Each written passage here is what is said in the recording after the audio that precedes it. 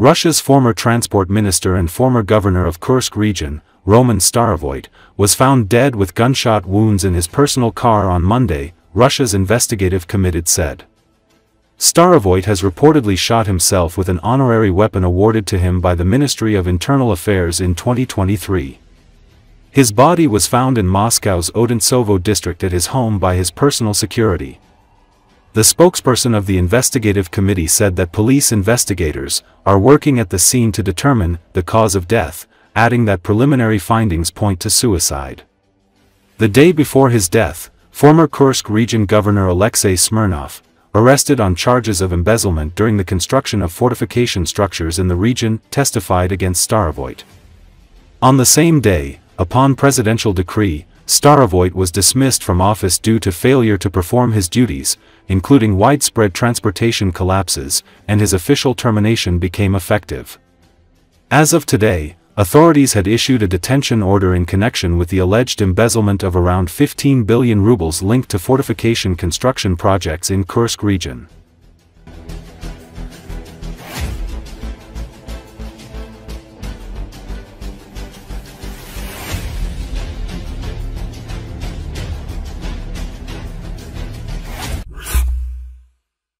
Russians should not hope for the occupation of Kherson, not to mention Kiev, Odessa, or Transnistria. The disintegration of the Russian armed forces is in full swing. The situation is very explosive. This frank statement was made by the Russian angry patriot Z-blogger Maxim Kalashnikov.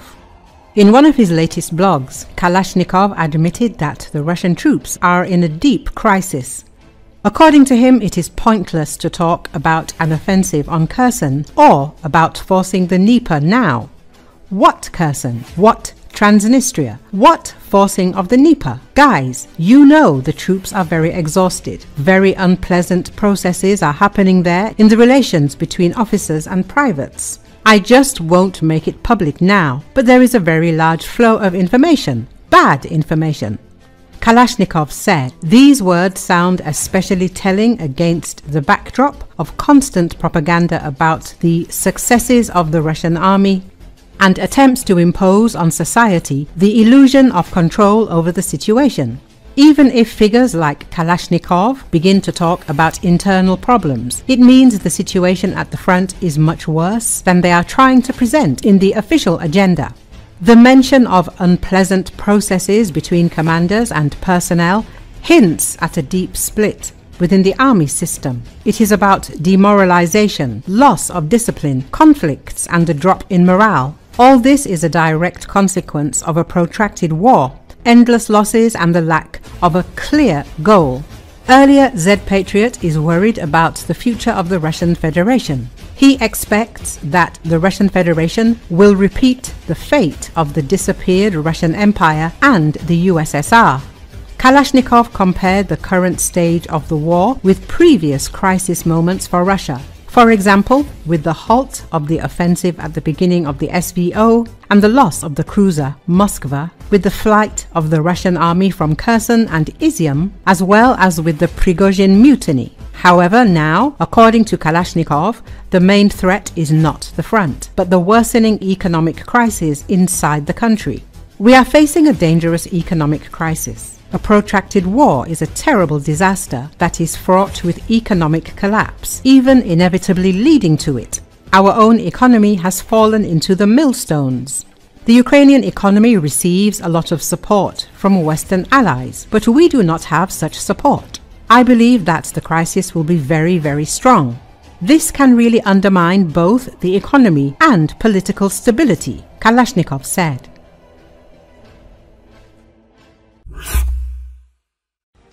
A new poll in Russia shows that Russians are tired of war and increasingly supportive of dictator Vladimir Putin's power-wielding course. Loud slogans about victory no longer work. Public opinion is gradually turning toward peace. The Russian Sociological Levada Center has published data that is unpleasant for the Kremlin.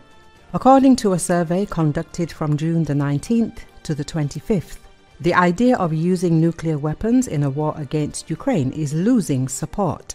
If in the fall of 2024 almost half of respondents considered a nuclear strike acceptable, today only 24%. The overwhelming majority, 65%, are sure that even in conditions of escalation, nuclear weapons cannot be used. Those who are critical of the Kremlin's policies are especially opposed to this scenario. Among them, the level of rejection exceeds 70%. At the same time, anxiety about a possible confrontation with NATO is growing. More than half of those surveyed, 56%, fear that further escalation will lead to a direct clash with the alliance. Middle-aged Russians and residents of provincial cities are especially wary. Only a third, 31%, do not share these concerns, mainly pensioners and Muscovites. Another important signal is the steady growth of support for peace talks. This position is shared by 2/3 of Russians, and this figure remains a record for the second month in a row. The desire for peace is especially pronounced among young people, 77%, women, 71%, and those who do not support Putin's policies, 81%. Only 31% are against the settlement, mainly men and residents of the capital. Although official support for Putin's movement remains high, 74%, the dynamics indicate a gradual decline in approval. Already 16% are against the war.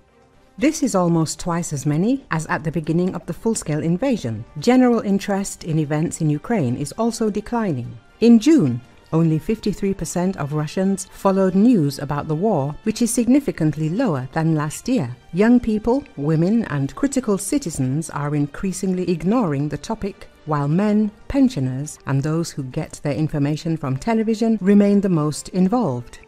All these data point to a growing gap between the Kremlin's aggressive foreign policy rhetoric and the mood inside the country. Mass fatigue, fear of catastrophe, and the desire for stability are forming a new public demand that the Russian authorities are finding it increasingly difficult to ignore.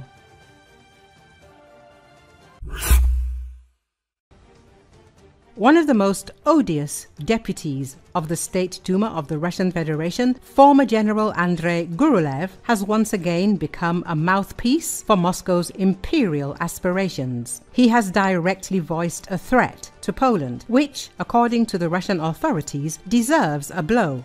I just came from Brest. I was at the commemorative events in honor of the beginning of the Great Patriotic War. I talked to, I won't say with whom.